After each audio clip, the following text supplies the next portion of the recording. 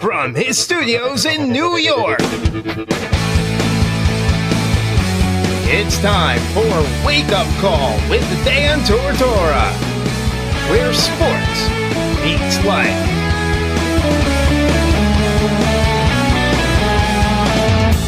Here's your host, Dan Tortora. Welcome here to Wake Up Call with Dan Tortora on wakeupcalldt.com, your one-stop sports shop, and on mixlr.com/wakeupcalldt. Proud to be here with you every Monday through Friday at typically 9 a.m. to 11 a.m. Eastern Time, starting a little bit back here today around 9:30. We appreciate your patience with the show, and we thank you for being a part of the broadcast every single Monday through Friday from 9 a.m. to 11 a.m. Eastern Time, right here on mixlr.com/wakeupcalldt. Let's jump right into it. We got a lot coming up in today's morning menu, so let's get it cracking. I wanted to say get it popping and get it cracking at the same time. I don't know what that would have turned into, but here we go. Here on Wake Up Call with Dan Tortora, Monday through Friday from 9 a.m. to 11 a.m. Eastern Time. We like to start off the show by giving you our menu of topics. The morning menu, that is. Live now with the morning menu is Dan Tortora.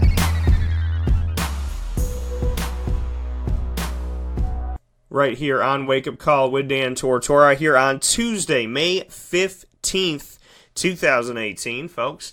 We are going to get the show started with a little bit of conversation on what's happening in the NBA as far as the Western Conference.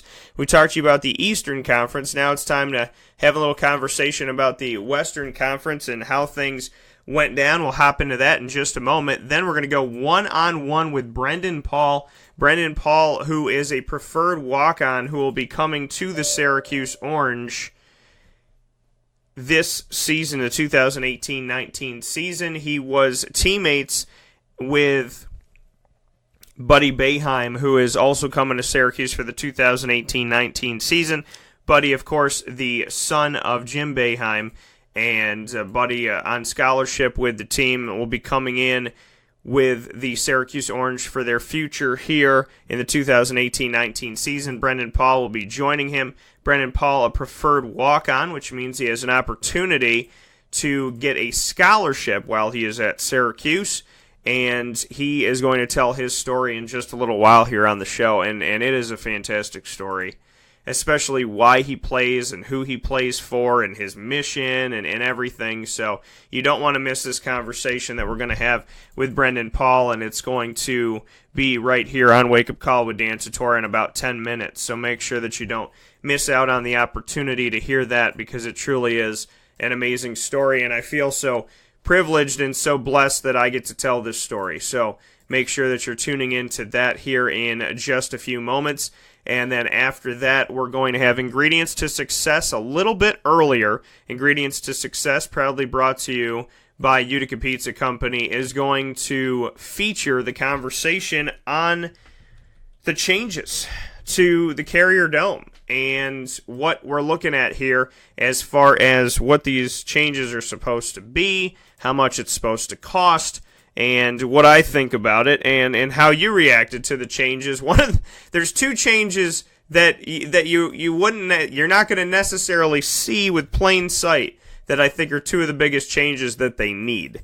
So we'll discuss that all in just a little bit here on Wake Up Call with Dan Tortora. And like I said, Ingredients to Success going to be a little bit earlier, so we could spend a little bit more time discussing what's going on with these new additions and these changes and this upgrade, this renovation of the Carrier Dome that opened its doors in December of 1980 for their first game. So with all that being said, thank you for being a part of the show. Let's hop into it really quick here. First and foremost, the Golden State Warriors had their first game against the Houston Rockets. We discussed the Celtics and the Cavaliers on yesterday's broadcast on Monday, May 14th, and it's now time today to discuss what the other side looks like. And the Golden State Warriors, well, they just keep taking care of business, folks. They just keep making it look easy and keep doing what they need to do. They faced a Spurs team, and normally the Spurs are not a walkover. and they beat them in 5 games, and they went ahead and faced the Pelicans and beat them in 5. And here's the thing about the New Orleans Pelicans. They're a good team. The New Orleans Pelicans scored 100 points in every single one of the games that they played the Warriors, except for one of them, where they scored 92. But so look at these games. The Pelicans scored 101 in the first game, 116, 100, then 92, then 104. And I bring it up because the New Orleans Pelicans are not a bad offensive team.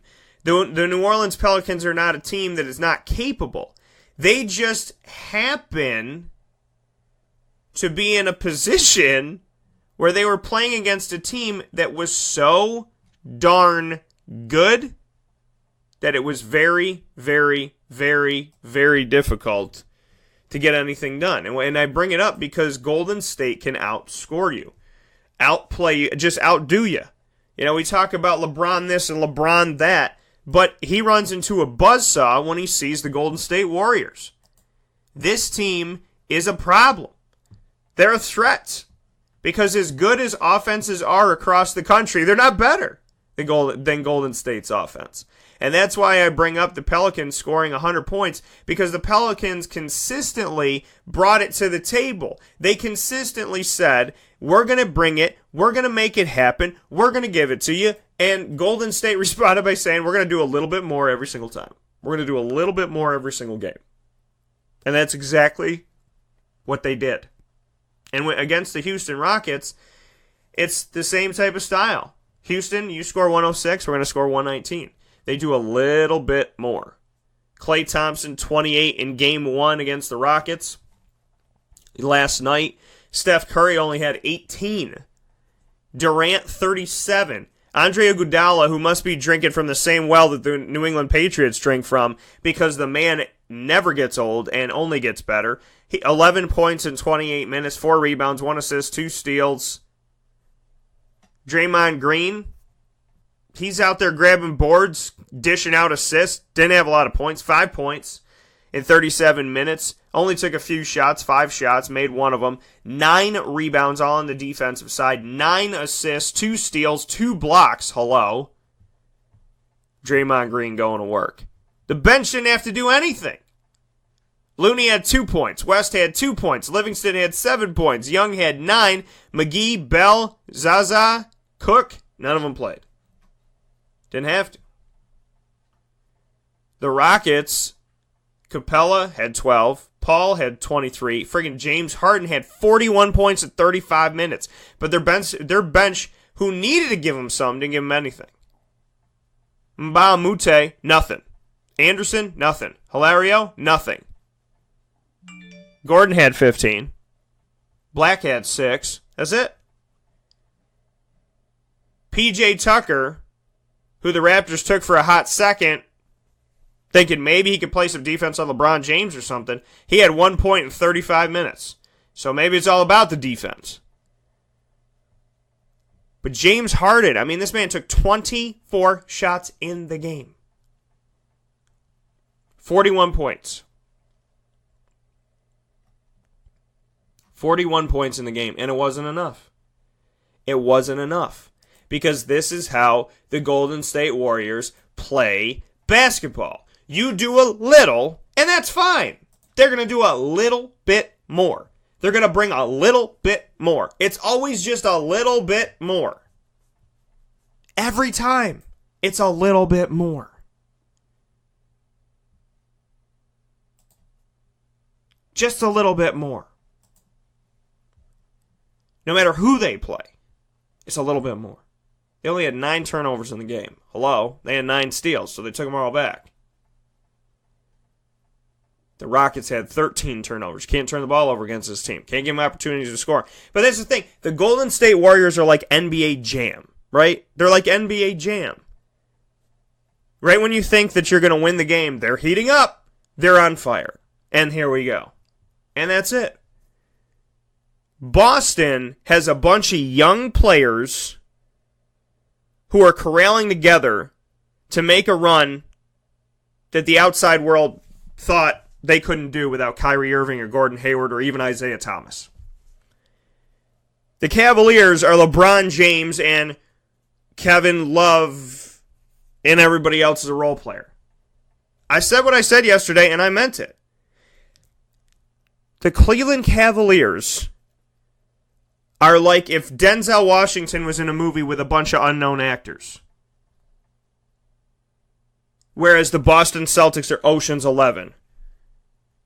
You know Bernie Mac. You know Matt Damon. You know George Clooney. You know a bunch of these actors. You know Don Cheadle. Golden State. Golden State is like you're going to see Avengers Infinity War and they're Thanos with the gauntlet. That's how they play basketball. Houston's like, okay, we got the Power Stone and the Space Stone. Steph Curry's like, my boys have the Power Stone, the Space Stone, the Reality Stone, the Time Stone, the Mind Stone, the Soul Stone. What you gonna do?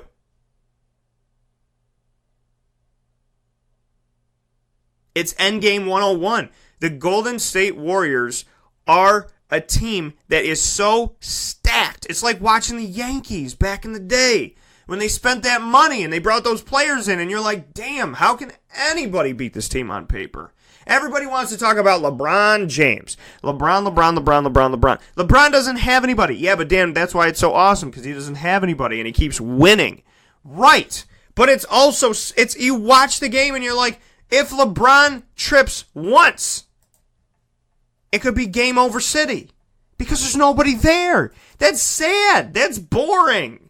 You don't have anybody to help you? Dan, come on. Kevin Love is finally the guy that we wanted him to be. Really? Really, though? He's the guy that you want him to be right now. He's the guy that you were hoping he would be. Well, when I watch these playoff games, it is just, and you know, James Harden, you're like, James Harden, Chris Paul, man, they're going to bring it to the table. They're going to make it happen. They're going to do this and that. I watched the beginning of the series when the Pelicans were playing the Golden State Warriors, and I thought to myself, damn, it doesn't matter what this team does, they can't get it done. It doesn't matter how good they are. They can't stop them. Because Golden State will take what you give them and give you a little bit more. Just a little bit more. How about we talk about how LeBron James needed overtime?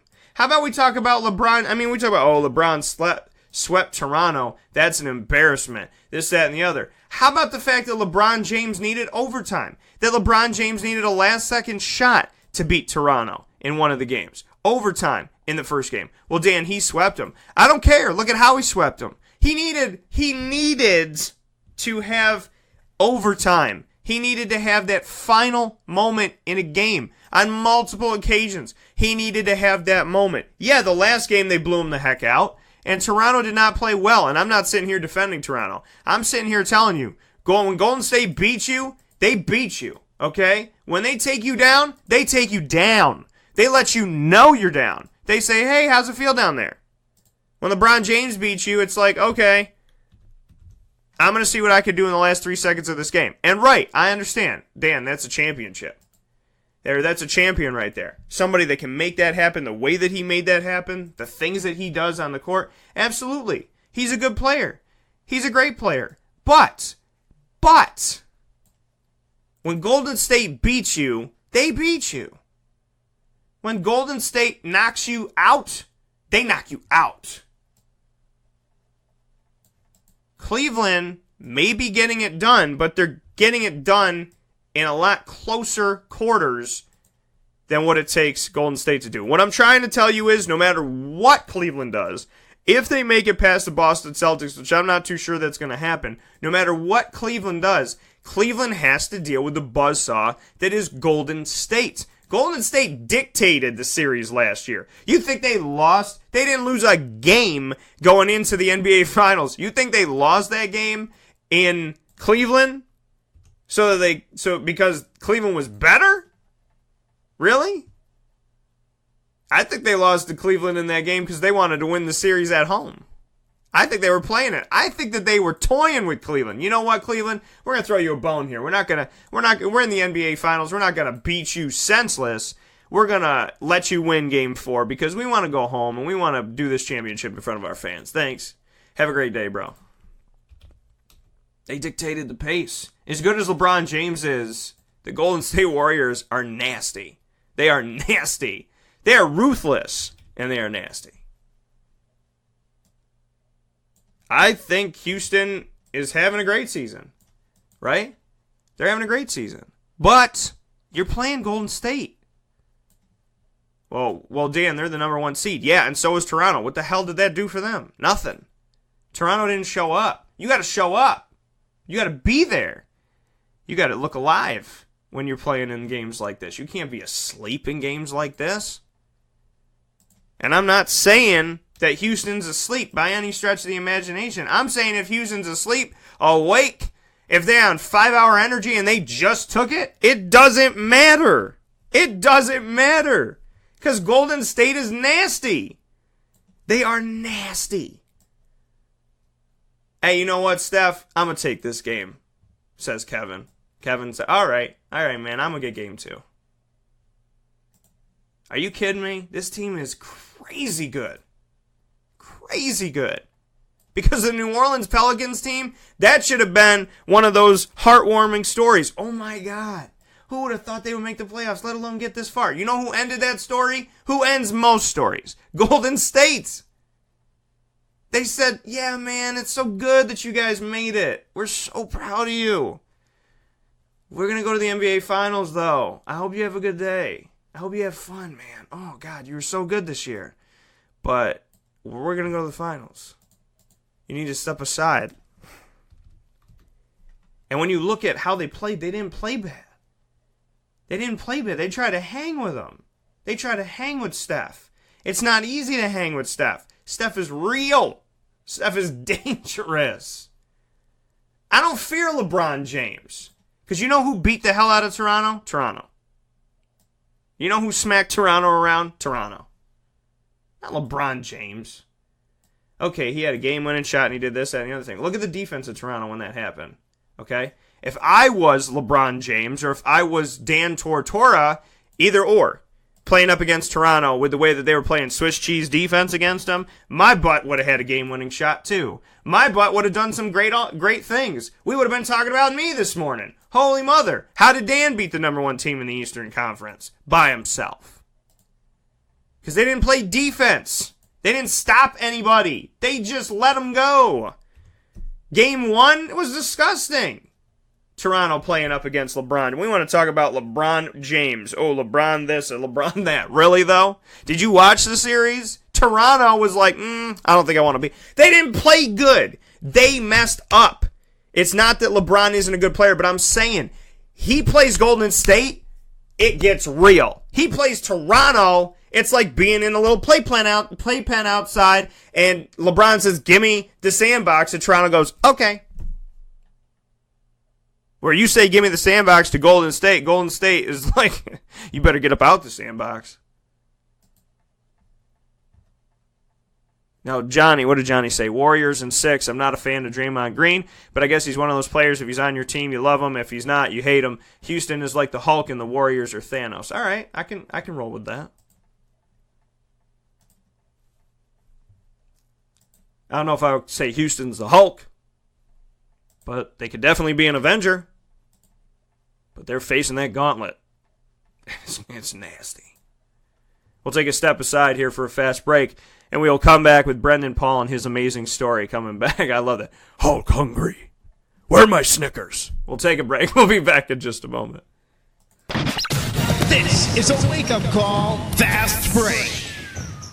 Carvel DeWitt, it's what happy tastes like. Do you know why? Because we make ice cream. Creamy, rich, flavorful ice cream. Not yogurt or ice milk like some of our competitors. Ice cream. Fresh, by hand, daily. For the calorie conscious, we have something new for you. Our new Carvelite. Same great flavor, creaminess, and texture of our regular ice cream with only 35 calories an ounce. So whether you want an ice cream cake, flying saucer, dasher, carvalanche, hard or soft ice cream, we will satisfy your craving with our fresh, handmade regular or new Carvelite ice cream. Carvel DeWitt. It's what happy tastes like.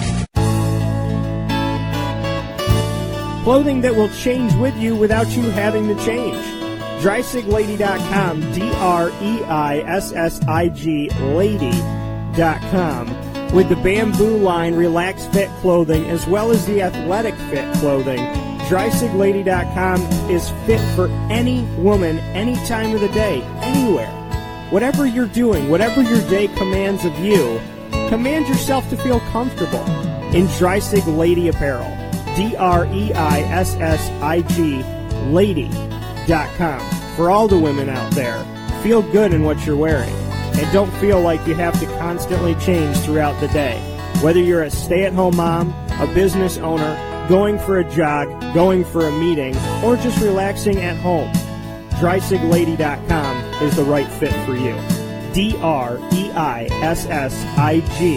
Lady.com.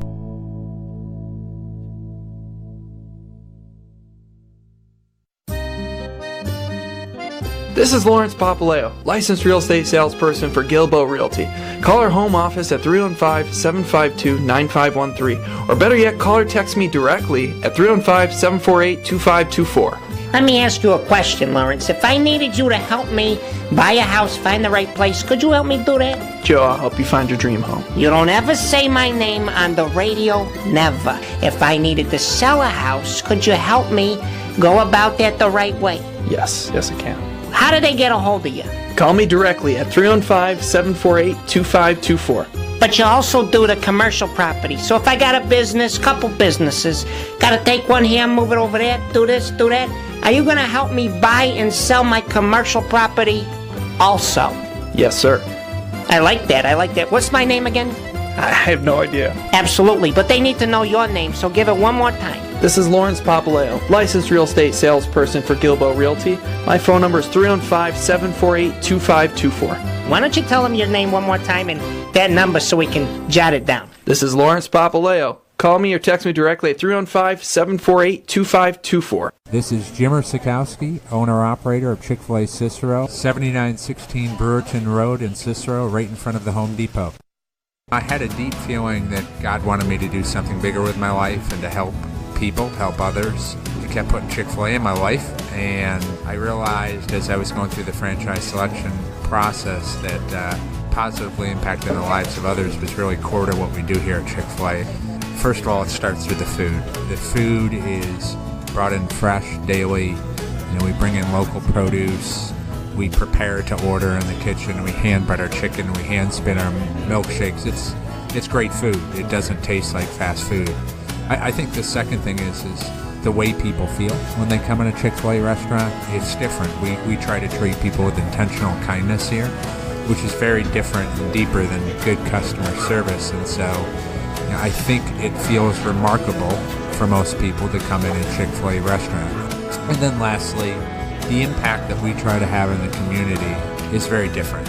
It's a big part of the expectation of every operator of a Chick-fil-A restaurant is that they're actively engaged in their community, they're a leader in the community, and they're making a difference. When they realize that what we're striving to do is to shine a little light in their life, that's a very, very different experience than you will have in any other quick service restaurant. And it's that remarkable experience that I think people will emotionally connect with.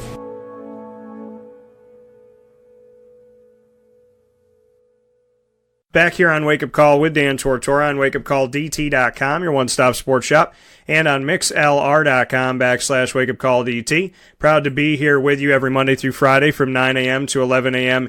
Eastern Time, and we're here on the broadcast right now with Brendan Paul. Brendan Paul is a preferred walk-on to Syracuse's men's basketball team coming up here in the 2018-19 season. We're happy to have him here on the broadcast to be a part of the show for the first time ever. And with that being said, Brendan, how you doing today? Good, I'm doing well. How are you? I'm doing very well. And Brendan, first and foremost, bring me into this because, we hear about the recruits and those that get the, national letter of intent and whatnot. But as a preferred walk-on, just bring me through how you connected with Syracuse, how it all came about. So we were playing open gyms in the fall when we first got to Brewster, and I had known Buddy a little bit before being on the EYBL circuit, and I had been getting like low D1 mid-major offers, and it's always been my dream to play at, like a top ACC school such as Syracuse or somewhere of those measures. And I mentioned to Buddy, because he told me that his dad was coming in for a Wednesday afternoon open gym, and I mentioned to Buddy that, like, hey, if it's a possibility that I could even walk on to Syracuse, I'd be completely interested. And he told his dad that the next day, and I played really well at open gym. And then his dad called me later that night when I was in study hall and offered me the preferred walk-on spot. So you get this opportunity, like you said, knowing Buddy Boeheim and obviously his father, Jim Boeheim, who's coached over 4 decades just with one school with the Syracuse Orange. So when you say to Buddy, hey, I'd love for your, to have an opportunity for your dad to, take a look at me here, let me know what he thinks. Did you have a feeling, and I know you said you played really well, but did you have that inkling that you were going to get a phone call from him? I did. Buddy kind of mentioned to me after the open gym that I would be like I'd be a perfect player for that position at Syracuse, and to even possibly work myself up into a scholarship position due to like my history with getting recruited by other schools. And so, I've always had that fight in me, and I've always wanted to go as big as I possibly can. And so when I told him that like I was interested, and when I saw Coach Autry and Coach Boeheim both walking in the gym that day, I was like, all right, it's time for me to do my thing. And I guess it all just kind of worked out from there. And when you look at that, having Coach Autry and Coach Boeheim, when they came, bring me into your emotions and your thoughts when they walked into the gym. Like you said, I knew I had to do it. This was my moment. Bring me into what was going through your mind and what was obviously, some of those feelings that you had knowing that this was potentially your one shot to impress them. Yeah, I mean, my dad had always told me, playing in top AAU circuits and going to some of the top showcases in the country that, don't ever do anything that's like outside of your comfort zone, because you've worked so hard and you've done all these workouts and all this travel. There's no point in forcing yourself to like overdo something and stretch yourself out while you're doing it. So I kind of just stayed in my comfort zone. I did what I knew best on the court, and from there it was like, wow, I guess it all worked out. But when Coach Boeheim first walked in the gym, I'd seen him in like the distance before at certain places, certain tournaments, certain games, and but I'd never really spoken to him. And I knew, personally, I think he's the greatest college coach of all time. Might be a little biased, but I would have to say that. And just being in front of him and having the pleasure to talk to him afterward, both like after open gym and then later the night on that phone, it was really kind of just a dream come true. And then Coach Autry, he was just a really nice, like, caring guy. The second open gym was over, he came up to me because his son's a walking on the team who I'm really close to, Adrian Jr. And he was like, "Yeah, we'd love to have you as a walk-on. You'd be a perfect fit here. We look forward to keeping in touch with you." And then later that night, obviously, I got that call from Coach D. So. And bring me into, I was speaking here with Brendan Paul, preferred walk-on, who will be at Syracuse for this upcoming 2018-19 season.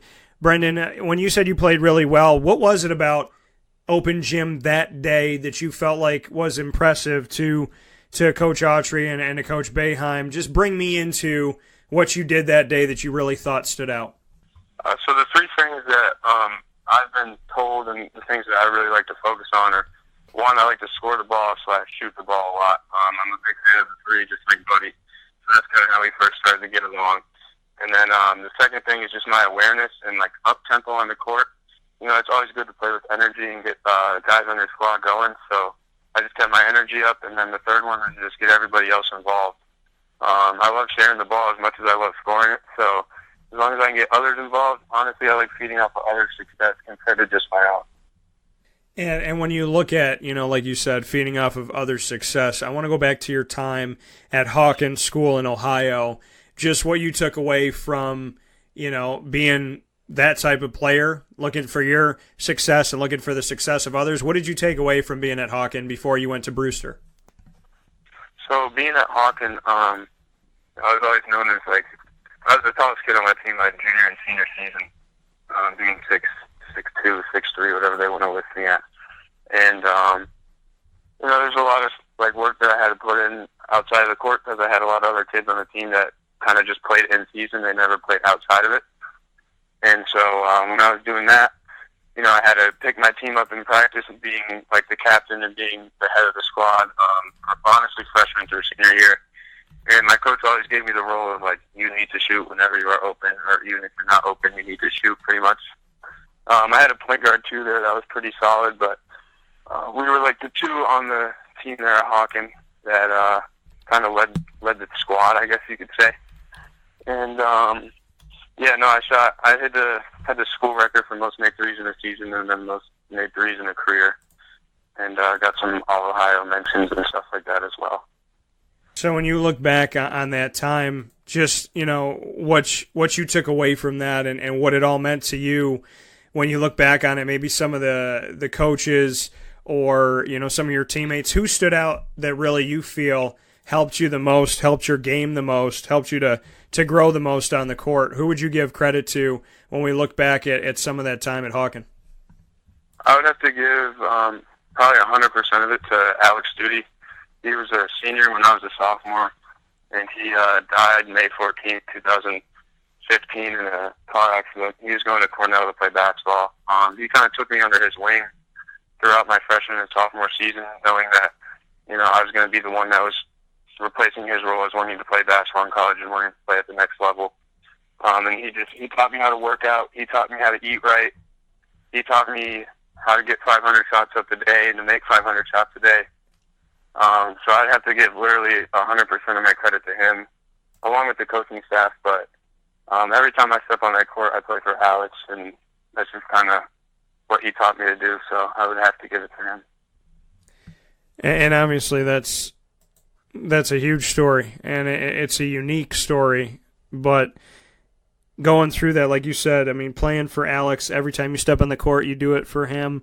This life is precious, and I guess you realized at a young age how quickly things can change and how quickly something can be taken from you. They always tell us to enjoy every day, appreciate every day, spend every day like it's your last, but you were in a situation where you genuinely had to do that. And to go a little bit deeper into it, playing every game for Alex, and this is all for him, what did that teach you about life? Because we all go through different things in our lives, and they always say that, treat everybody with respect because you have no idea what other people are going through and what's going on in other people's lives. But when this hit your life, just what it's done to you and how it's made you grow as a human being. Yeah, I'd always told Alex, right before basketball season ended his senior year, he was known for shooting threes as well. I always told him that I was going to catch his record and I was going to beat it. So every day after May 14th, I made sure that I was getting up 500s a day from three, and that I was making sure when he was looking down that I was beating his record and he was smiling up there. And it just I'm in the middle of New Hampshire, kind of in the middle of nowhere in Wolfboro, and knowing that Alex can't do what he loves to do every day, and being in the middle of here, and when things get boring or when things kind of get slow and it's strictly basketball and school every day, I just think he can't even be doing this right now, so I might as well do it for him, even on the days where I'm like, oh, I got to push through, going to school and then having a lift and then having open gyms later that night. Speaking here with Brendan Paul, who will be coming to Syracuse as a preferred walk-on in the 2018-19 season, that brotherhood, that family, we hear about it. You hear about it from teams that really are genuinely close. Everybody talks about family, and then there's those teams that really are a family. With you and Alex, how much of a family did you become? Was it something that happened right away? Is this somebody that's always meant something to you? Did he grow on you over time? Just what that relationship was like, and just to speak on how sports creates a brotherhood or a sisterhood that, it lives forever. Yeah. My freshman year, I'd seen Alex around and stuff like that, but I'd never really spoken with him. I was kind of scared of him because he was kind of a big shot around school when it came to hoops and when it came to school. He's just a really smart kid and overall, kind of perfect in my eyes. And I was kind of crazy my freshman year. I dealt with ADHD until we got that handled my sophomore year. So he probably saw me as a little out of control, stuff like that. But when we got on the court, it was always Like, we're on the same team. We're making this happen. Like, let's play together. And I would say going into my sophomore year, my sophomore summer, he had a trainer named Coach F.A. Osa, and he took me to Coach O and was like, you need to work out with Brendan as well. And so we would work out together. We would, do that kind of stuff. And I think that's what really brought us together as friends. And even though we wouldn't hang out really like outside of the court and outside of school, we always kind of had that connection virtually. Like, we would text each other, text each other after games, commenting on what we can do better, or what we did really well. And he's overall like just a great kid. And the news really shocked like the whole community, and it was really out of nowhere. But knowing that, I can see him. I hope he's really happy right now for all that I've been doing, and I think about him every day, especially with the date coming up on Monday. It's going to be tough being here and not being able to be at home where we can like honor him normally at Hawken like we always do. And when you kind of go onto the court each game, I know you said everything you've done from here on out, on the court and whatnot is for him. Do you have a ritual? Do you have, do you say a prayer? Do you kind of, try to speak to him, send something up to him? Is there a certain sign that you make? Is there any kind of pregame ritual for you to let him know, hey man, this one's for you? Yeah. So, one of Alex's like best friends, Chuck Belkin, he had socks made after it all happened, and they're like super thin socks, so I wear those under a pair of like our normal game socks, and then on every right shoe on the back right heel I write all for Alex, and or A for A, depending on what it looks like on the shoe. But he always had a really nice right foot jab that he would either turn into a hesitation spin move for a floater, or he would jab you right and get you off balance to get off a three. And I kind of stole those moves from him, so I always write it on the right foot on the back of his heel because that's how he'd plant on it. So I keep that there for every game and every practice. That's something that's pretty cool. When did you start doing that? I started that my senior year. Yeah, I used to tape when I had a bad ankle. I used to tape it there and also out around like the circumference of my ankle. But now that my ankles are cool now, I kind of put on that shoe just so it's always there. And as you move forward here, is this a ritual at Syracuse and beyond that you're going to keep with you? Is A for A? Is this something that you're going to keep doing? Oh yeah, this is a forever thing for sure. That coming from Brendan Paul, preferred walk-on coming to Syracuse 2018-19 season. I want to go to your time at Brewster. I know you got to spend some time, as you were talking about, with Buddy Boeheim while you were there.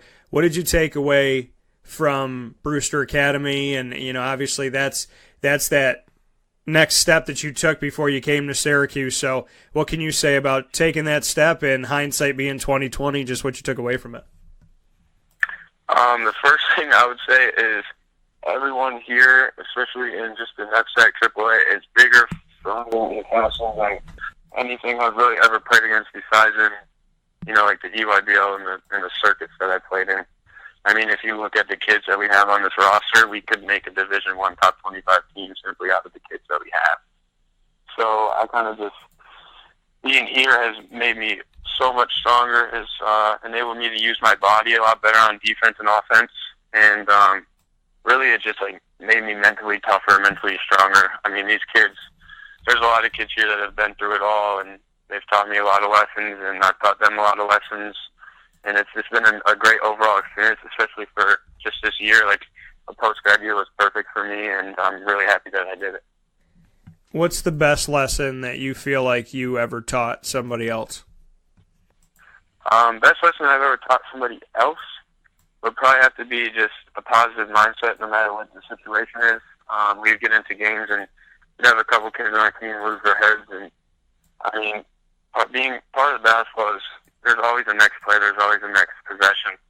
And so having kids that are just going to,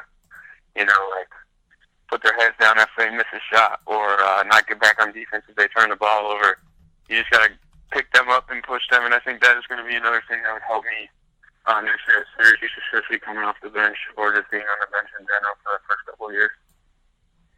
And when you look at the term preferred walk-on, what does that say to you when you see that and having to wait your turn and just like you said, whether I'm coming off the bench in the beginning or I'm coming off the bench, after a couple of years of being on the bench. When you hear preferred walk-on, how do you define it? I would define preferred walk-on as someone that has the chance or they know that has the ability to receive a scholarship. It just kind of depends on development. And I was 5'3" as a freshman, and now I'm 6'3", so I still got growing to do, and I still have a lot of weight to put on, and I still have a lot of games to mature. So as a PWO, I would definitely list myself as the potential to for sure play minutes and have minutes. It just kind of depends where, how, and like what situation I'm going to be in. I want to go back to that conversation from Coach Boeheim. When he called you after seeing you in open gym, what do you remember the most about what he said? The first thing that he mentioned to me and also mentioned to my coach, Coach Jason Smith, was just my positive and upbeat attitude throughout the entire open gym. When Coach is looking at preferred walk-ons, he doesn't always bring in a preferred walk-on. He'll normally just take like a walk-on that comes to the Syracuse tryouts. He's looking for a guy with upbeat energy, has a good attitude, is always motivating other players on the team, and then obviously a guy that can play. So he told me that he loves the way I shoot the ball, loves the way that for my awareness for the game, loves the way that and then obviously the energy that I keep on the court. And when you hear what you can, who you consider to be the greatest coach of all time when it comes to college basketball, when he tells you that he likes your energy and your positivity, what did that do for you? You got a lot of years in the gym. You got a lot of years probably in the driveway shooting hoops and getting ready for this moment. When Jim Boeheim says that, he likes your positivity and he likes your energy, what did that do for you? My dad had always told me that, if you keep positive energy and keep a positive mindset, then anything can happen, because coaches know this when, a kid stops playing because of whatever is going on in the court, bad refs, anything like that. And my dad's always told me, just don't let anything faze you. So when Coach B told me that, it kind of just threw a smile on my face, because I know that, I've had those times where I would freak out, kick a ball across the gym and during an open gym or something like that. My dad taught me just to keep my head up in those types of situations, get it, let it be in your head for a second and then let it out. So when Coach B told me that, I was just like, oh, that's perfect. That's kind of just exactly what I wanted to hear at first. That coming from Brendan Paul, 2018-19 preferred walk-on for Syracuse University. Brendan, before I let you go, to look at this opportunity coming up for you with the Syracuse Orange and being with Buddy again, just what you could say about what you like about Buddy's game and what it means to you to have him back in the gym with you very, very soon. The first thing that I would ever say about Buddy is he's a grinder. This kid's in the gym at least twice a day, and I'm making sure that he's in the gym twice a day. He's making sure that I'm in the gym twice a day. And having the pleasure just to be able to be with a kid that can shoot the crap out of the ball every single day, no matter what conditions he's in, is actually, it's probably one of the craziest things I've ever seen. And he's also just one of the happiest dudes. He's super quiet at first when you first meet him, but once you get really close with him, he starts to talk a lot. And the other thing that kind of impresses me is you'd never know that he was, Coach Boeheim's son. He doesn't walk around like he is. He's one of the most humble kids that I've ever met for how good of a game he has and for how good of a shooter he windmilled the other day in open gym, which was kind of crazy from what we had seen in the fall. And his game is just getting better and better and better. And being able to root with him next year and being best friends with him years, it's just a pleasure to, kind of find somebody that's been as passionate about you in the same aspect of basketball, because I didn't really have that where I came from. That coming from Brendan Paul. Brendan, before I let you go, I want to do something really quick. It's called Rapid Fire. It gives me an opportunity to ask you a bunch of questions rapidly that have nothing to do with the sport of basketball. For the most part, are you ready to put yourself on the hot seat? I guess so. The first thing I'm going to ask you is if there was one song and one song only that they played for you when you came out in the Carrier Dome every single game your entire career at Syracuse, what song would it be and why? It'd probably be Open by Meek Mill, because it reminds me of both sides. Like, there's like a smooth side to it, and then there's a real upbeat side to it. And before games, I like to listen to more of like a slower type, and then when it gets closer to the game time, I like to get hyped. So it's kind of a mix of both worlds, and I think that fit perfectly. So I'd say that. If anybody could play you in a movie, who would it be? Like any actor? Any actor, yep. I'd probably take Leonardo DiCaprio. All right, why Leo?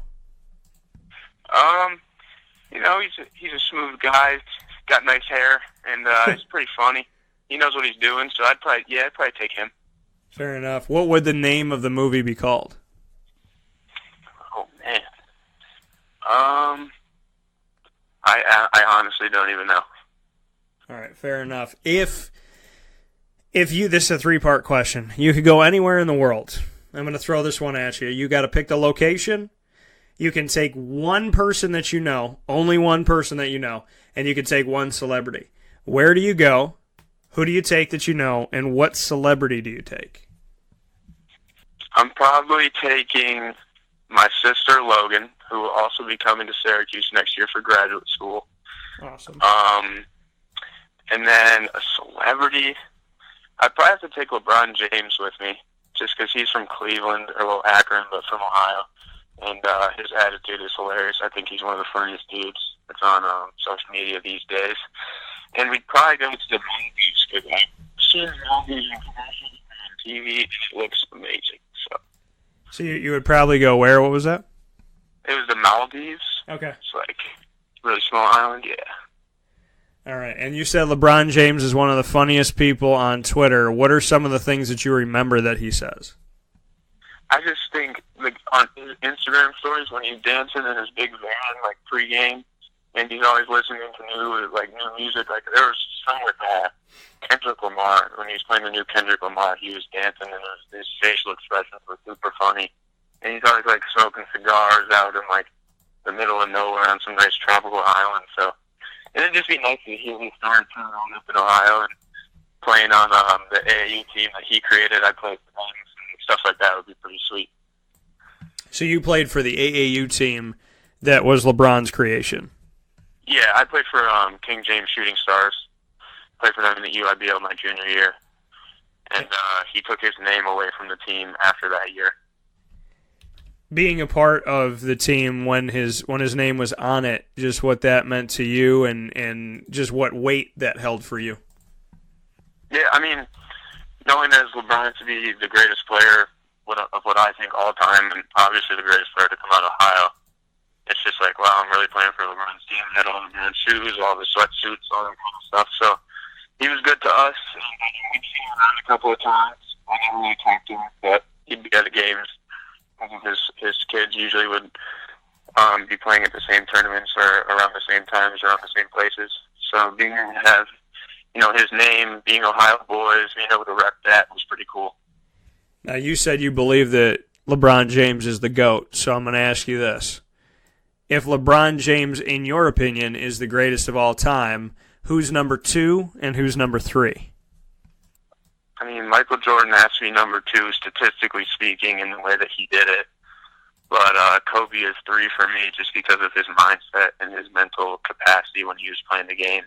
He went through a lot of stuff, and he was just mentally prepared better than anyone else that I'd ever seen on the court.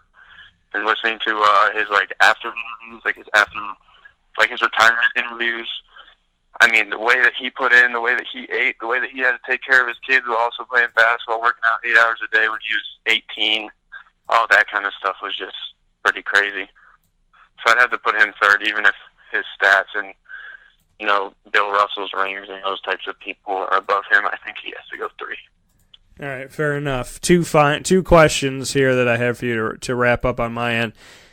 Mission statement. There's a statement that goes above your head everywhere you walk, Brendan. What does it say? Anybody can see it. It's available all day, every day. You walk into a store, it's above you. You go to the gym, it's above you. You're in a game, same thing. What does that quote say?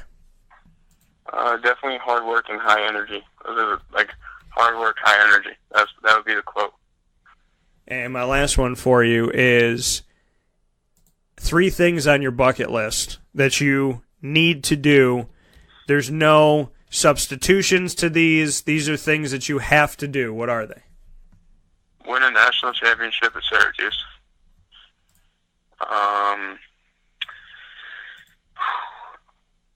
Definitely find a way to keep basketball in my life for the rest of my life.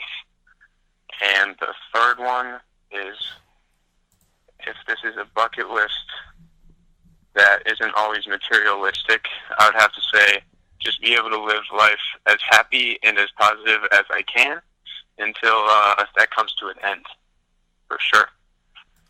All right, fair enough. That coming from Brendan Paul. Brendan, in all fairness, I asked you a bunch of questions here today, so I have this thing that I do that some people might think is crazy, but I think it's only fair, is to flip the script and make me be the interviewee and you the interviewer. So I just put you on the hot seat.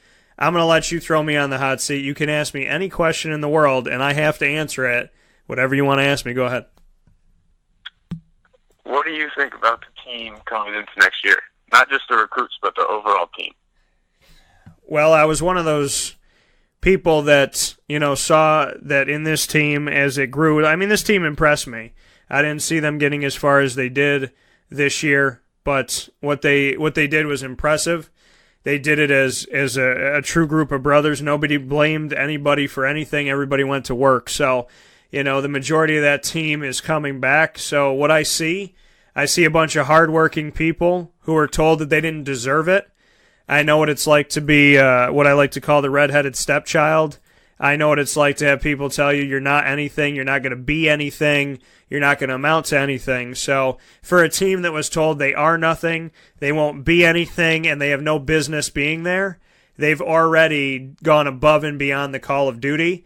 And I think that this season, if Tyus Battle is to come back, then I think that, this team is a very dangerous, deep tournament team. If Tyus does not come back, I still think that this team has a lot to be excited about because there's going to be depth at every position for the most part for the first time in a long time. So my hopes for this team coming up, I always want to see the guys go out there and do the best they can because I get to know each of you over the years. But, if I had to say what I think this team could be, I think sky's the limit. And I think if anybody doesn't believe in Syracuse this year, apparently they slept through 2017-18. Yeah, I would agree with that for sure. All right, what else you got? Last one is thoughts on Darius Baisley going to the G League instead of coming to Syracuse. Well, I can understand that the world we live in today is different. It is... I'm 32 years old, and I feel like I'm 82 because things change drastically these days. I will say that I'm floored by it. I will say that it's strange. It's obviously never been done before. I'm a man of my word. So, and this is not to Darius or anybody specifically. This is a broad statement, but it's a true statement. If you give somebody your word, and in his case, your word and your signature, then you need to know what you're doing. I think, I called it on the show holding a team hostage because for the better part of a year, Syracuse put their eggs in that basket, locked that up, maybe don't recruit guys as hard because they're focused on Darius, and maybe not have, maybe their backup plans end up signing with other schools. So I think the way that it was done, the timing that it was done was poor because the dedication to Syracuse was not reciprocated. And I think to punish a school and punish the other people coming in because you want to make a last-minute decision is selfish. I think it's selfish and self-centered to make the decision when he made it. If he had made the decision 4 or 5 months ago, whatever. It sucks for Syracuse fans, but you move on. But to make the decision when he made the decision, I think it's in very poor taste, and it essentially looks like he lied to everybody, and I think that that's hard for people like yourself that were supposed to be his teammates. I think that that's a hard thing to stomach, and if I were him and I made this decision and it came down to the last second, I would have individually called each of you, and I would have made it a point to kind of just tell you, hey, I'm sorry, but I got to do what's best for me. I think it still would have been bad, but with a phone call, there's at least a level of respect. Right. Yeah, I'd agree with that. So I'm gonna give you one more. You're asking me tough ones here, brother, but I'm gonna give you one more your way. So go ahead, throw one more at me. Favorite place on campus? Favorite place on the Syracuse campus? Yep. It's got to be the Carrier Dome. I grew up in Syracuse and born and raised, 10 minutes away from the Dome. So I would say it's got to be the Carrier Dome because it's special. There's nothing like it around the country, and it's got special meaning. There's a lot of amazing people that came through there. There's a lot of respect that came through there, and I don't think that the Dome would mean what it means today if not for the people that filled it. And I'm talking about the fans, and I'm talking about the coaches, and I'm talking about the players. And I grew up with my dad taking me to games, so I would definitely have to say it would have to be the Carrier Dome. And I know that fans are excited and always hopeful when that thing opens up. But there's something about the Carrier Dome, and I've been blessed to be in different places up and down pretty much the entire East Coast and part of the Midwest, and I can tell you with utter certainty that nothing feels like the Carrier Dome when you're inside of it. Right. Yeah, no, I would agree with that. I played there during the season, before St. Bonaventure, and then I played there earlier too. And it's just the depth perception is weird at first. It's just kind of strange. It's huge, so I gotta get used to that. But I love the environment and I love the fans there, and the way that everybody comes out. So that was another reason why I chose Syracuse instead of other places. Well, that coming from Brendan Paul, the fans, the atmosphere, the difference of Syracuse. Brendan, I got to tell you, this was a lot of fun. I appreciate you taking some time with me. Obviously, to the memory of Alex, that'll have a place in my heart. Now that you brought that up, I am that type of person. I'm a God-fearing man, so I definitely hope the best for you and your mission to keep him alive every way that you can. And I appreciate you being on the show today, and I hope for the opportunity to have you back on the show again soon. Yeah, thank you so much. Thank you. I appreciate it. All right, man. Take care. Yep, you too. This is a wake-up call. Fast break.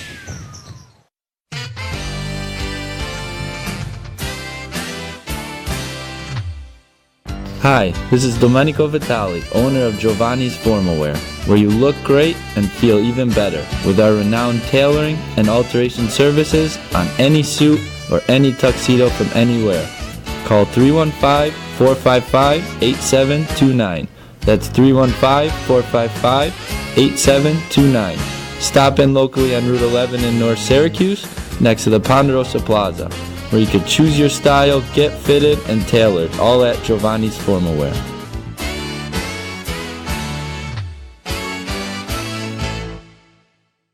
I'm George Townsend of Honda City with some good advice when buying a new car. The true cost of owning a new car is determined by the appraised value when you trade it. No vehicle appraises higher than a Honda. Next, look for low APRs and deep discounts. You also want low maintenance costs and great fuel economy. That's why my advice to you is to buy a new Honda. Looking pre-owned, visit our Honda Certified Used Car Center. Honda City, 7140 Henry Clay Boulevard, Liverpool, or HondaCity-CNY.com. It would be a pity if you don't shop at Honda City. For all of us that have always wanted our favorite restaurant to come to us, it's now a reality in Central New York with It's a Utica Thing, with Utica Pizza Company bringing their wonderful recipes that they've handed down through generations to you, to your event, to your business, to your home. It's a Utica Thing, proudly bringing Utica Pizza Company on wheels to your location. Call 315-738-8946. That's 315-738-8946 to bring Utica Pizza Company to your doorstep with It's a Utica Thing.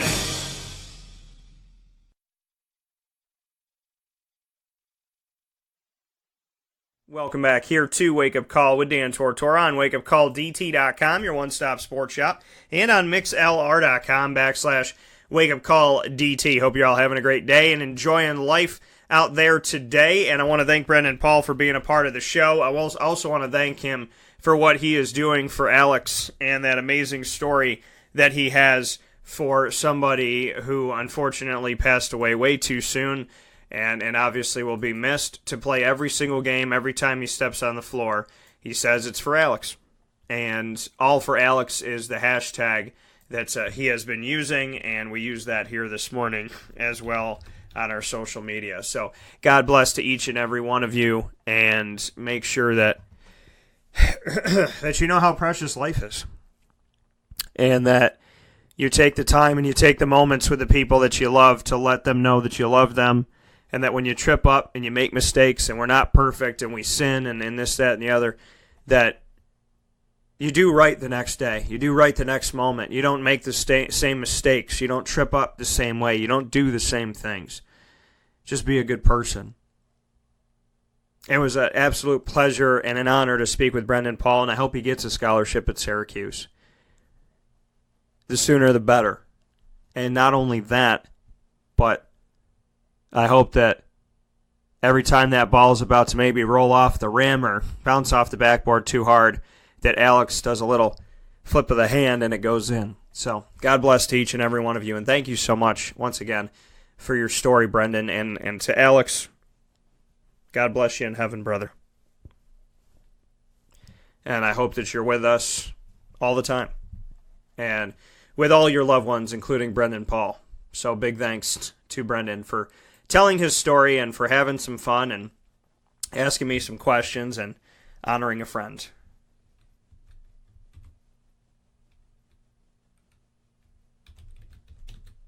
And with that being said, we move on in the morning menu here on Wake Up Call with Dan Tortora on wakeupcalldt.com, your one-stop sports shop, and on mixlr.com/wakeupcalldt to continue the conversation this morning, but to move on to a topic that we didn't really discuss that much at all, and that's because it just came out, and that is the conversation on the dome renovations that are coming our way. So make sure that you're staying tuned and keeping it locked right here for all those Syracuse fans that want to talk about this dome and what does it mean and what can it be. I'm very excited for this opportunity, so big shout out to the fact that we're actually getting some dome renovations. They're supposed to be worth $118 million, just $1 million. A new fixed roof, a vertically hung scoreboard, state-of-the-art sound and lighting systems, improved accessibility, and added Wi-Fi capabilities. Fall 2020. So hindsight 2020, we should have done this a long time ago. That's what I would say. The $118 million investment authorized by Syracuse University's Board of Trustees will give them a new stadium experience for students, faculty, staff, alumni, and fans. There is going to be a $255 million West Campus transformation strategy that was announced on May 16, 2016, and here we are in 2018, a year later, and the dome is getting some renovations. Chancellor Kent Syverud said, quote, "This is a great day for Syracuse University as we take a significant step in advancing the goals contained in our campus framework, a 20-year roadmap designed to align our vision and mission with our physical space," end quote.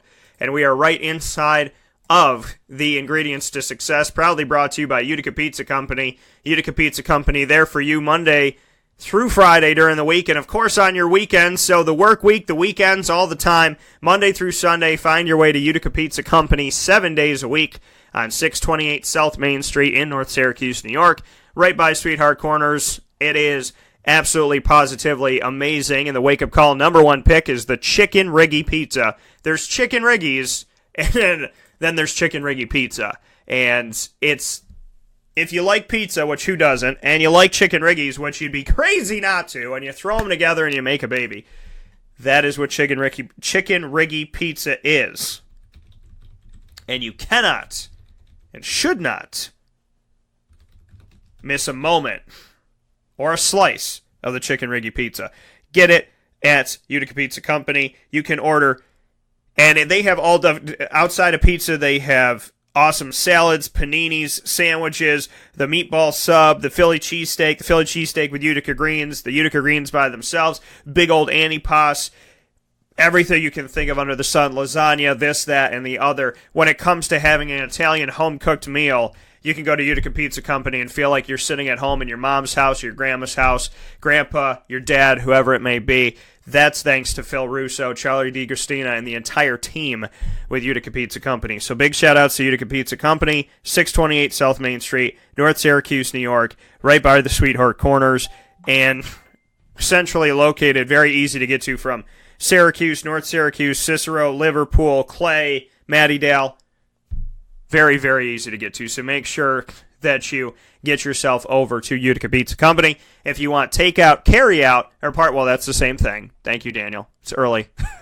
If you want carry-out, delivery, or catering, call 315-214-3060. That's 315-214-3060. And if you want the restaurant to come to your location for a party that you're having, an event that you're doing, or you want them to stop off at your office building, go to itsauTicathing.com and check them out there and how you can do that. Now we're having live conversation on Wake Up Call with Dan Tortora on the Dome renovations right inside of this signature segment, proudly brought to you by Utica Pizza Company, which we do every single Tuesday to round out the show, which is Ingredients to Success, as I had mentioned before, as they put ingredients to success into their menu and into every single item on that menu.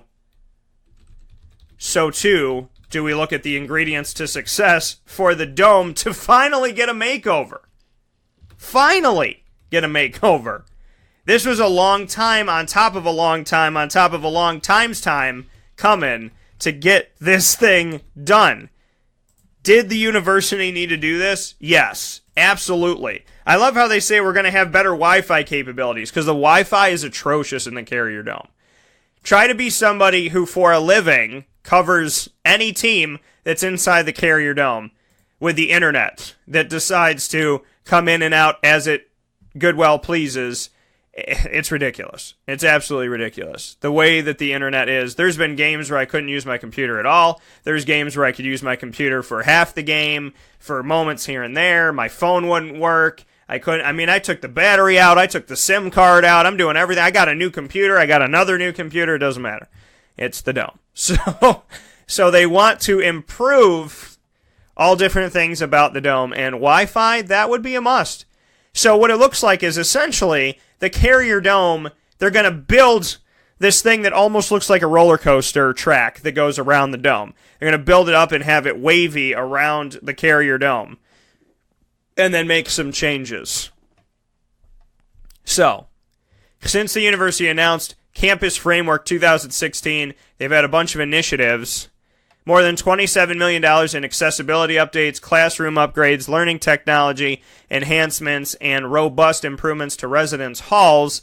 They've also worked on the Barnes Center at the Arch, a new state-of-the-art student-focused health and wellness complex that is a key component of transforming the West Campus. Can't talk this morning. And the National Veterans Resource Center, which will allow the university to fulfill its promise of being the best place for veterans. They will invest more than $6 million in comprehensive Americans with Disabilities Act-related accessibility upgrades.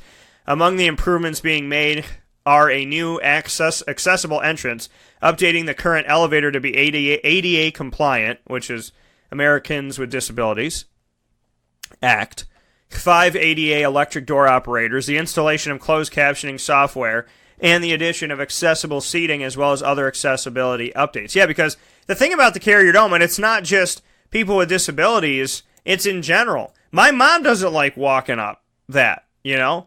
My mom is a healthy, wonderful, beautiful, amazing human being. And she told me, in order to get to the Dome, we all have to climb the mountain.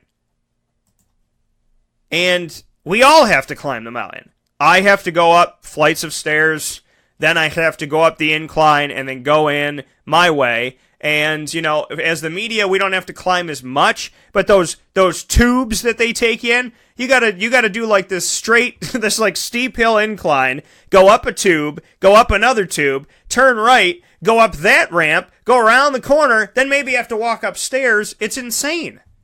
It's insane that 20 to 30,000 people are willing to do that. And the thing is, no matter how much you love the Carrier Dome or how much you love your Syracuse Orange, as you get older, that gets tiresome, and as you get older, it may get more difficult to do, and that's a problem. So they need to do something about that, and that's a must, because the Dome is on a hill, and it's extremely difficult to get to, unless you're coming from the back of the Dome, which the overwhelming majority of people that are there as fans that don't go to school there or work there, it's not easy to do. So we're looking at the installation of air conditioning, new accessible restrooms, and new concession space. They're expected to be completed by fall of 2022. What I find extremely hysterical is that the Carrier Dome is named after Carrier, which is an air conditioning company. But there's no air conditioning in the Dome. And I want to look nice and wear a suit, but I don't like wearing pants and a lot of clothes in the Dome, so I switched to the polo and the khakis, sometimes the shorts, because it's been 100 degrees in the Dome before. I think it was 102 or 105 one time, a couple seasons ago, when we played in August, the end of August. Pete Sala, Vice President and Chief Facilities Officer in the Division of Business, said, quote, "Replacing the aging roof is really just the tip of the iceberg. The visitor experience will be completely transformed, from the enhanced natural lighting in the facility to the ease at which the scoreboard can be viewed, from the new lighting and sound systems to the added restrooms and concessions. Our visitors can expect nothing short of a first-class experience. My team and I are eager to get this project underway, and we look forward to providing our visitors an experience unlike anything they've had on our campus before," end quote. So that is, once again, Pete Sala, Vice President, Chief Facilities Officer in the Division of Business, Finance, and Administrative Services. John Wildhack, the Director of Athletics, said, quote, "As the only stadium in the country that is home to 5 sports, including 2 women's sports, this transformation is really a game changer for Syracuse University athletics. The transformed facility will allow our coaches and athletic staff the tools necessary to continue attracting student athletes who perform as well in their academics as they do in their respective sports. I'm especially thankful to the university will work closely with our department to limit disruption to our home athletic events. Though we're still working through a timeline, we are hopeful that the impact on our teams will be minimal," end quote. Boeheim says, quote, "The results of this investment are going to make the Syracuse game experience even better for our fans and our players. The new construction will solidify our home court's reputation as one of the top venues in college basketball," end quote.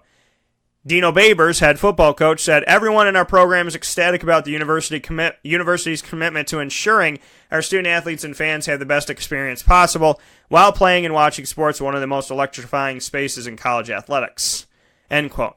Quentin Hillsman, Coach Q, women's basketball for Syracuse, said, quote, "The last several seasons, and in particular our historic run to the national championship game, have been among the most exciting since I began coaching the game of basketball. Our program also continues to get stronger, and this upgraded facility will help our recruiting efforts, improve our performance on the court, and draw more fans than ever before," end quote. So, again, we're looking at the opportunity of the Carrier Dome having an opening in the center. It almost looks like, you know how I said on the show how we peel back the orange when I discuss and decipher and break down a Syracuse game or player or whatever it may be, or a team, that we call it peeling back the orange here on Wake Up Call with Dan Tortora. Well, essentially, they're going to be peeling back the dome, because the dome is still going to have that white covering, but there's going to be an opening in the center. And see, the thing is, the renderings are always beautiful. It's whether or not they look like the renderings. The renderings for Destiny USA were amazing. It doesn't look anything remotely close to what it was supposed to in the pictures. The pictures were these glass buildings like Lex Luthor would have in like a Superman movie or something like that. It looks nothing like that. It's a grayish, tannish building that looks nice inside, So the Carrier Dome, the renderings, great. It's whether or not they're going to actually look like the renderings. That's the thing. Because this rendering is pretty beautiful. The center of it is open up to blue skies. So it's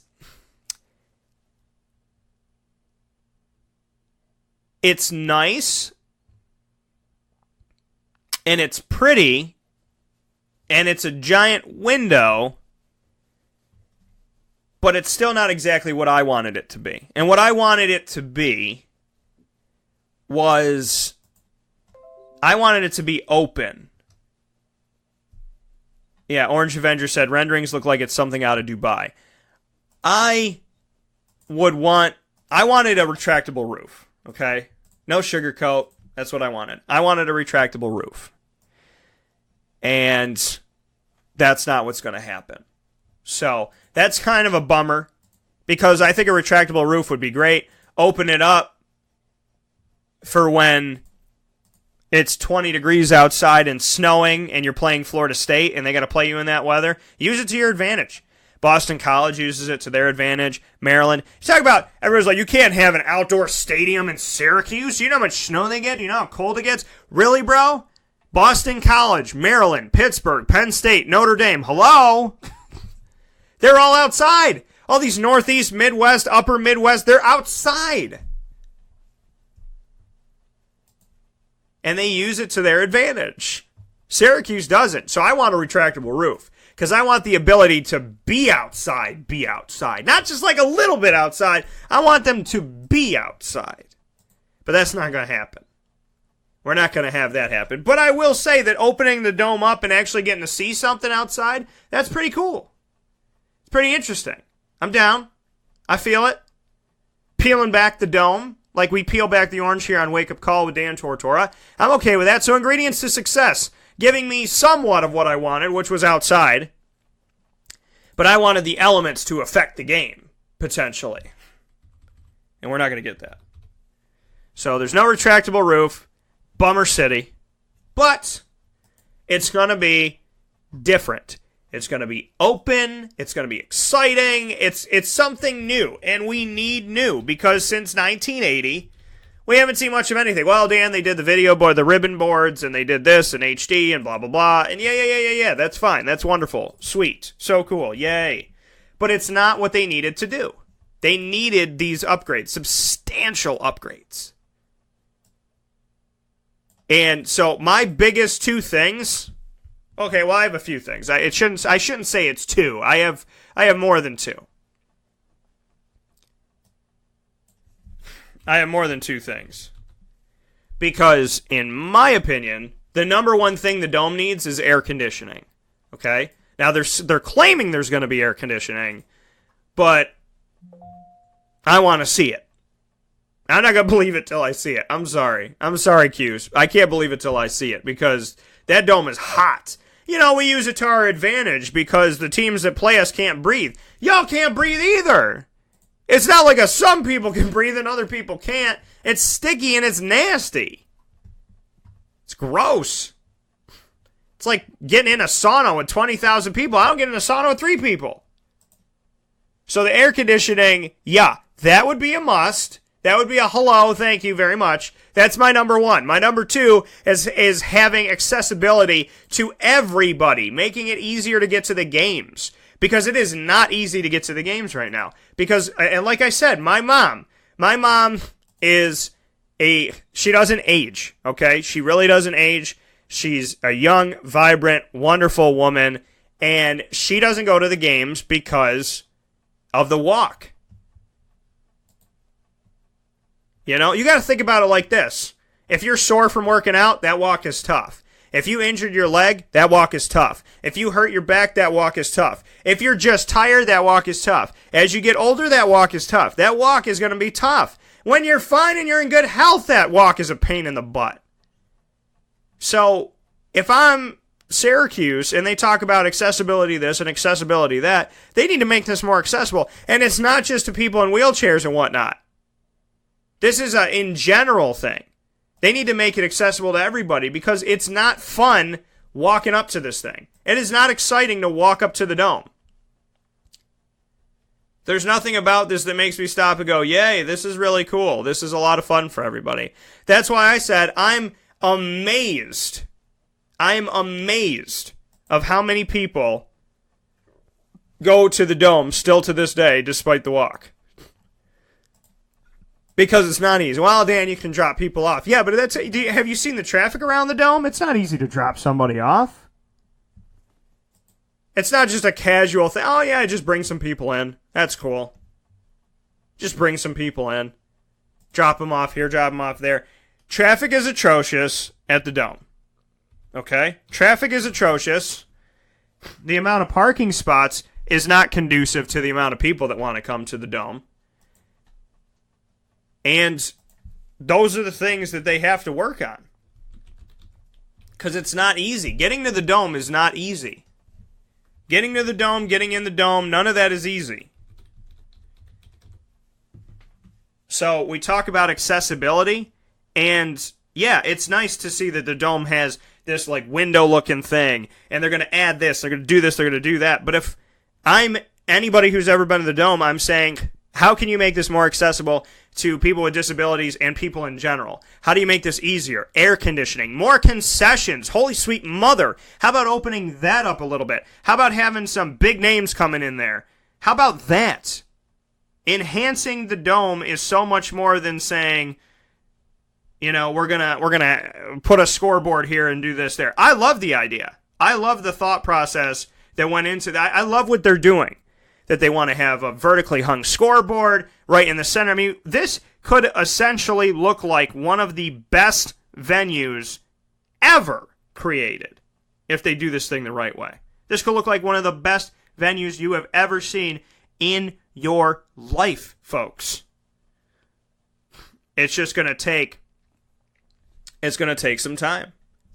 It's going to take some time, and it's going to take a lot of effort to get this thing rolling and get this thing going right. But we're talking about 2020, 2022 when everything is done. But ingredients to success, accessibility for everybody, better options for people with disabilities, parking, figuring that out, air conditioning, better food options, and keeping the price down. That's an ingredient to success, too. Keep that price down. Because with all these renovations, if you say, hey, everybody, we're going to give you all these renovations, they're going to be great, you're going to love them, and then you kind of whisper in the corner, you're like, FYI, you're going to be paying for them.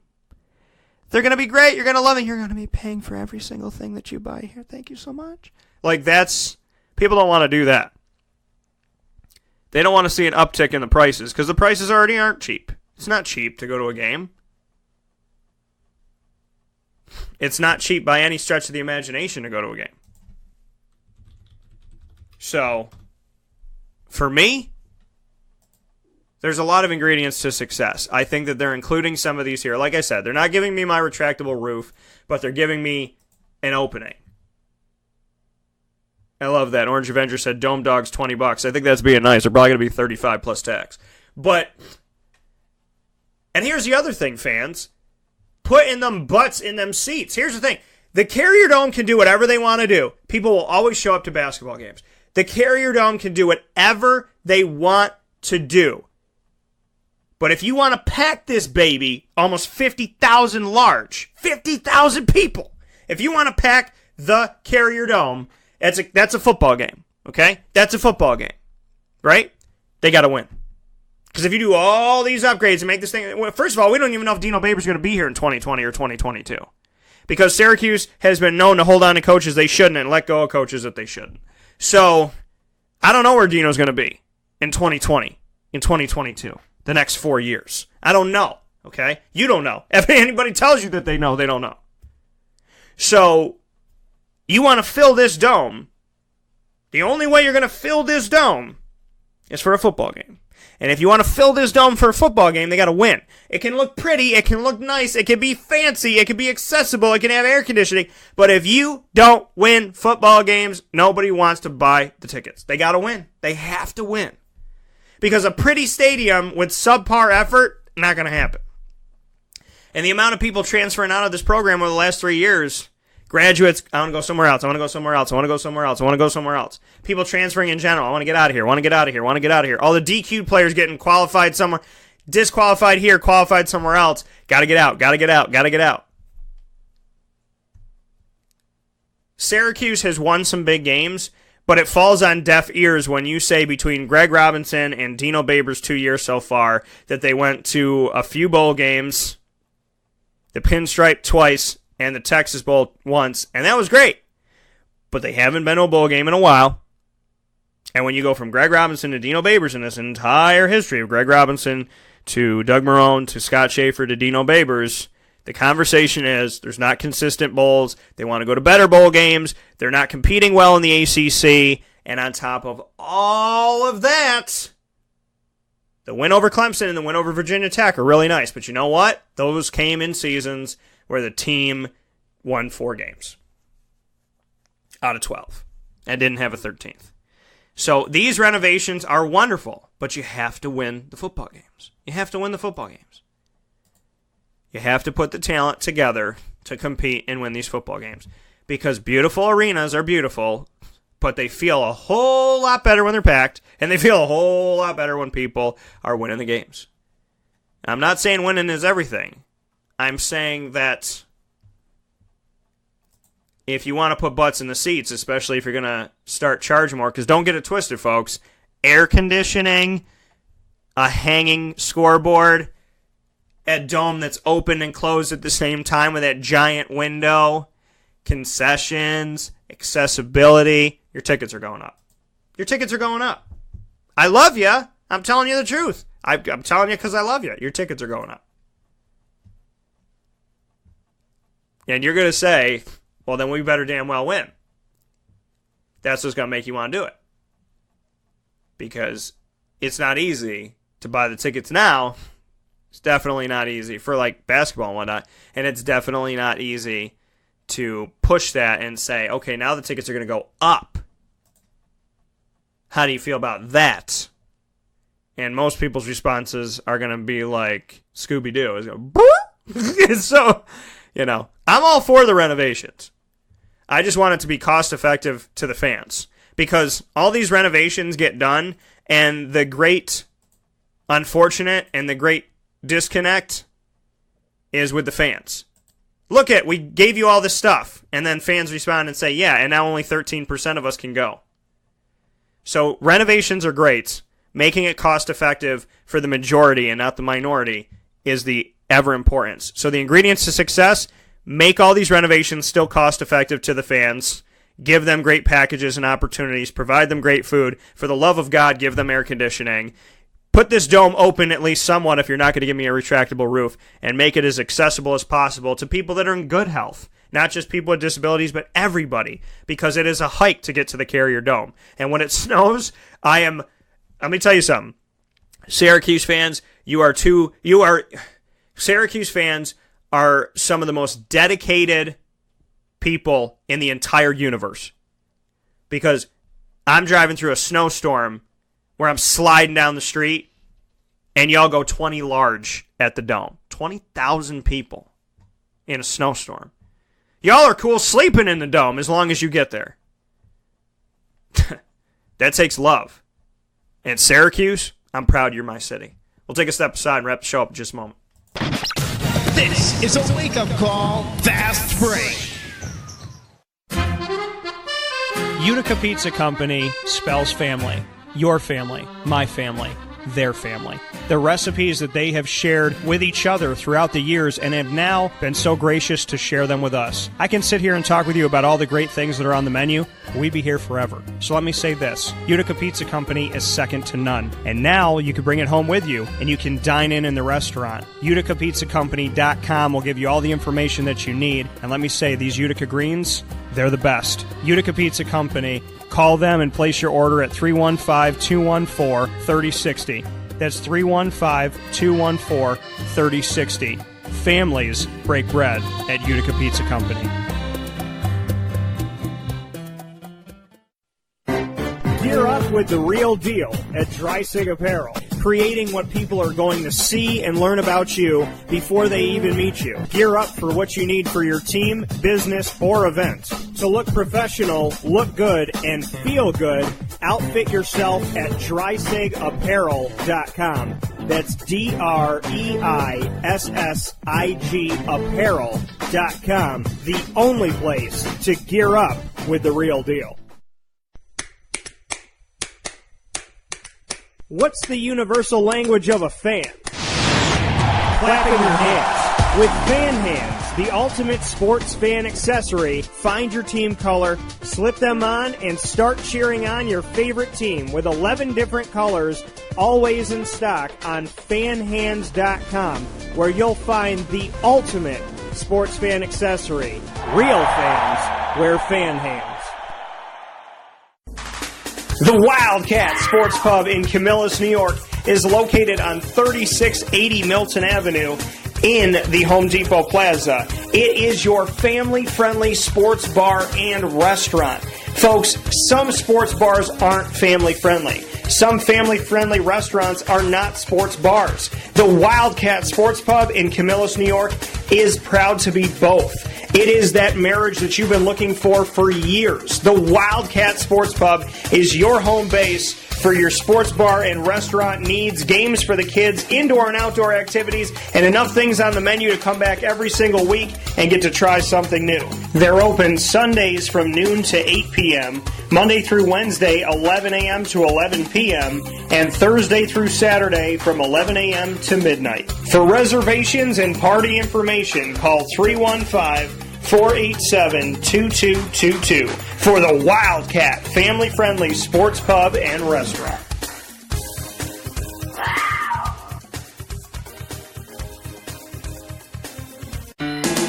Hi, this is Kira from Looking Glass Events, where we're always giving you a reason to celebrate. Whether you have a small business, large business, personal event, or wedding, we are available to plan and coordinate your dream event to life. Every detail, every step, Looking Glass Events is working with you all the way. Call us at 315-702-4653. That's 315-702-4653. Or contact us through our website, lgweddingsandevents.com. Looking Glass Events, giving you a reason to celebrate.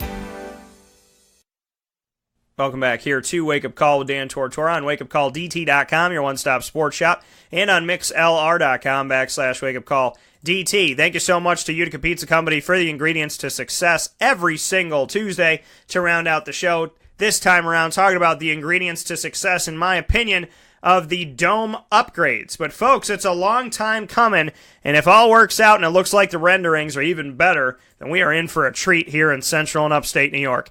Thank you so much for tuning in to today's show and being a part of the broadcast. I love you, and I thank you so much for being a part of the broadcast every Monday through Friday from 9 a.m. to 11 a.m. Eastern Time. We'll be here tomorrow, Wednesday, May 16th, with an awesome conversation with a Central and Upstate New York based player that somehow was not recruited by Syracuse after Mike Hopkins left and went to Washington. Frankie Policelli, almost 20 offers all over the country. He's going to the Dayton Flyers, and he is from New Hartford, New York, right there by the New Hartford Shopping Center where the Fourth Wall is, which is a great comic book and collectible place, great pop vinyl and all different awesome things, action figures and whatnot. We proudly work with them with Superpowered Pop on superpoweredpop.com and superpoweredpop.podbean.com. So check us out there, and you can hear their commercials and testimonial in our shows.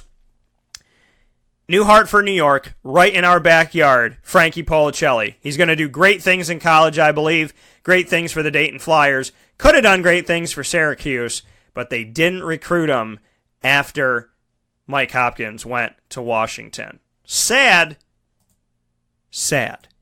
because this guy is a catch, and I cannot wait to tell his story in a continuation because he's been on the show plenty of times. We're going to have a lot of fun tomorrow, so listen in for Frankie Policelli and so much more here where sports meets life. God bless you. Have a great day. Find us on Twitter at CallDT, Facebook at WakeUpCallDT, Instagram at WakeUpCall_DT, and buy your tickets to the greatest festival that's ever come to Syracuse, New York. Folks, we are going to have players from every decade of Boeheim, as well as Syracuse football players. You need to buy your tickets to the CNY Pop Festival. We'll also have entertainers from TV and movies. We'll have kid-centric events and so much more. Food trucks are coming.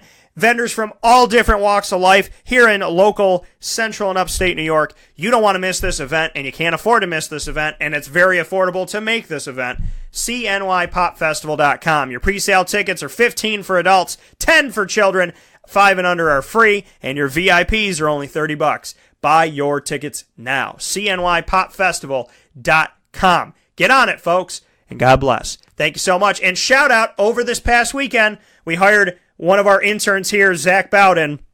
Zach, I want to show you some love. Big shout out to the amazing work that you've done in just 3 days. We appreciate it, Zach. Thank you from the Dan Tortora Broadcast Media family, and we'll talk with you tomorrow morning.